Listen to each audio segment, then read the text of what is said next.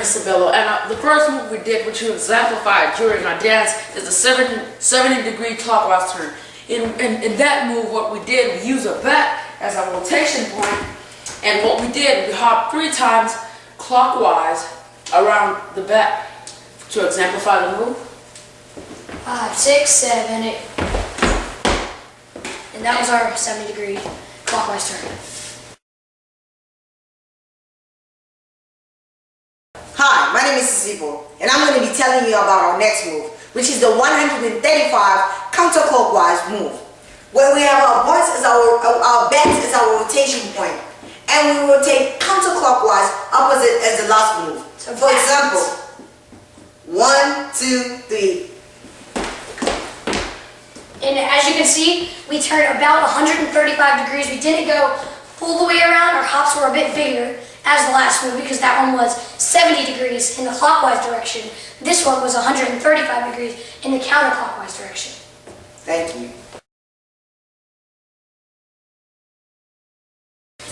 Hello guys, my name is Jacob, and the next move I will be showing you is the dilation of 1/3. A dilation, as we know, is when an object, a figure, or something like that gets bigger in size or increases in size. In this case, it's a dilation of 1/3, meaning something gets 3 times smaller. So what we used to show this move was Sisipho.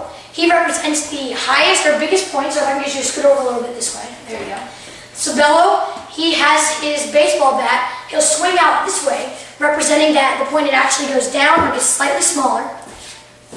And then I, the final, shortest point, will also swing my bat, representing the lowest or smallest point. So we will explain or represent that right now. 5, 6, 7, 8. As you can see, Sisipho, he was the highest point. He was holding it at the top. Sabelo, he was then the middle point. So it decreased in size. And then I was the smallest, representing a dilation of 1/3. Thank you.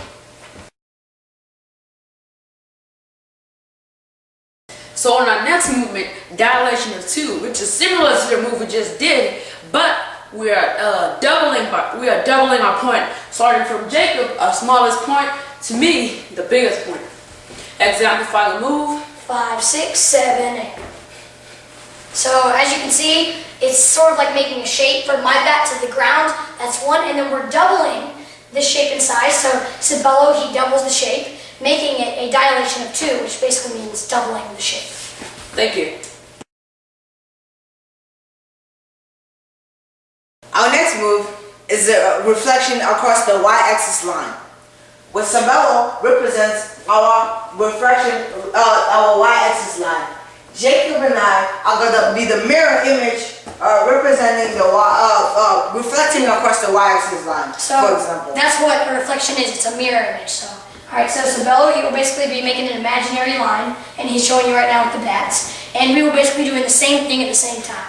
So 5, 6, 7, 8.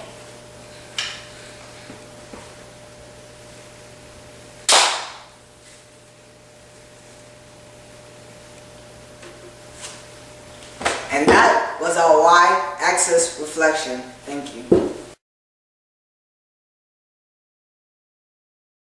So our next move is the rotation about a point. A rotation about a point is exactly what it says. It's a rotation that is going around a specific point on the grid. So our bat in this case, so Sabelo, will put the bat down. That represents the point that we will be rotating around. We're all going to put our hands in, so we all basically represent different shapes, different figures, different lines, and we are going to pretty much run around this line representing our rotation, and that is what we'll be doing right now. So 5, 6, 7,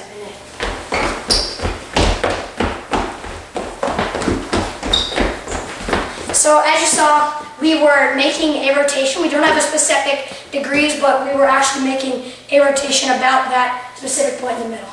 Thank you. So on our next move, we have line symmetry.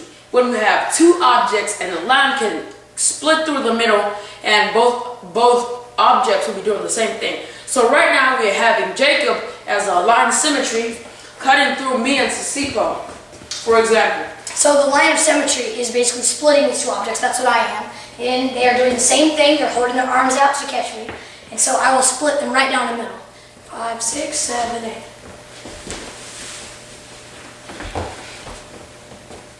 That was our line of symmetry. Thank you. Thank you.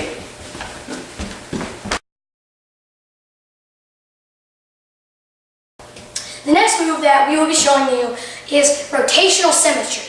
It's sort of similar to line symmetry, but not exactly. Rotational symmetry is after a figure or a shape or an object rotates, it looks the same as it did before rotation. So I'm pretty much going to represent the figure that is being rotated. Now, my partners Sisipho and Sabelo will help me out on this one. I'm going to be doing sort of like a backflip kind of thing, and it's going to be like an imaginary point right there in the middle that I'm going to be rotating around. So, you're right here, and Sisipho will be right here. So this is my original position. This is how I start. So then I'm beginning my rotation. I have to get on the ground. So there, Sabelo, back up a little bit. Sabelo will take my legs. Sisipho will take my hands. 5, 6, 7, 8. So as you can see, when I landed, I was the same. I was like the same. What do I call it? I was the same size. I was the same shape as I was before I rotated. So that is our demonstration of rotational symmetry. Thank you. Thank you very much. Now to the next move. A translation of 3 units, where a figure only moves its position but not the way it is. For this example, we're going to be lining up, Jacob being at the back and I being in the middle, and we're going to move 3 units to the right. We're using the side step move. So Sabelo will lead us in this, so if you want to line up here. Alright, 5, 6, 7, 8. 1, 2, 3. 1, 2, 3. And that was our translation, 3 units. Thank you, Sisipho. Thank you.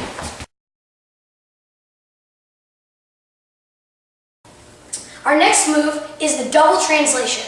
As we said before, a translation is where a figure or a shape, it moves, it changes its position, but it does not change in size, orientation, or the way it is. So we are going to be representing a double translation where we translate twice, it kind of flows. Well, we start off after our rotational symmetry example, after I flip, we are going to whip into our line position. So we start, and so you guys are just going to whip and we're going to get into our lines, all right?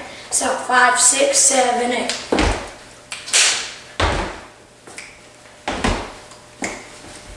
As you can see, we are translating into our lines. And 5, 6, 5, 6, 7, 8. 1, 2, 3. 1, 2, 3. So that was the double translation. You can pretty much find 2 different double translations in there if you count the 2 different types of side steps. So thank you. Thank you. Our next move is a reflection across the x equals y line. With Sabelo will be our diagonal line going that way. So he falls. He is actually representing this x equals y line because along this diagonal line on the grid, x equals y. So we are going to make our mirror image as Sisipho said. So 5, 6, 7, 8.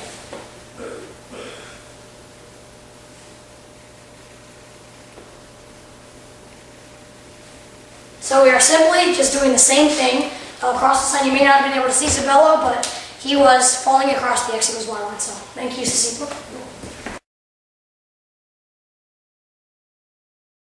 So in our last move, which is the double transformation, and in this move, a double transformation can mean almost anything. It can mean translation, reflection. But in this move, what are we going to be doing? Sisipho and I are going to be the reflection.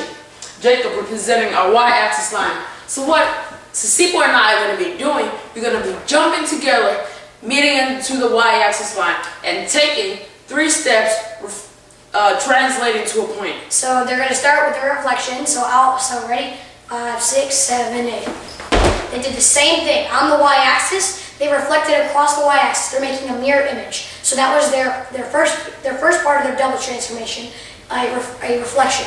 So now the next part is their translation of 3 units. So they're going to join, they're going to put their arms on each other's shoulders, and they translate, they slide. They don't change. So 5, 6, 7, 8. 1, 2, 3, and 1, 2, 3. So that was the double transformation. Yeah, thank you guys for watching, and thank you, Dr. J, for teaching us about transformations. I had a really awesome time doing this project. I'm sure you have to say the same thing. I'm sure same for you guys. So yes, I would like to thank you a lot, teaching us all these different kind of things, different kind of terms, and the different kind of verbs you taught us. And I really thank you because I'm starting to recognize these stuff as I'm doing my homework or I'm doing normal stuff like basketball. I'd like to thank you very much. Same here. I would like to thank you very much. This project was very fun. Working with our friend Jacob, getting to see him try and dance and do all stuff. So it was a very interesting and wonderful project. Thank you. yeah, thank you. It's not funny, Malik. It's not funny.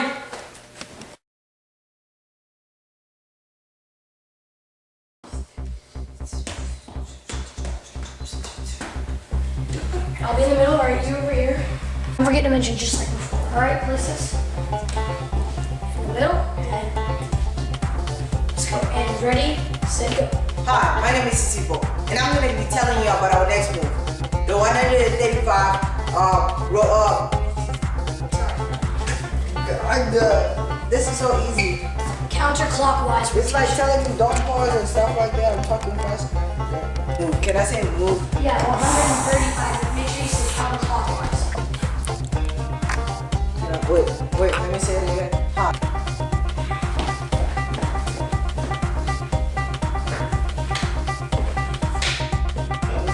Alright, places go. Alright, so Sabelo, you hold the bat right where you were before. Alright, ready, Sisipho? Beep. I'm doing the one where you run around. Wait. Alright, so you get over there. Alright, yeah, you good. Alright, places. So I'll be on here, you go there. Alright. Ready, set, go. Now to our next move. Sorry, just Translation, right? Alright, ready? Alright, so our next move is the. Let me just keep on. Yeah, come on, you got this. Sabelo, right now we're gonna be doing the 135 counterwise clock turn, in which we're gonna be doing start over.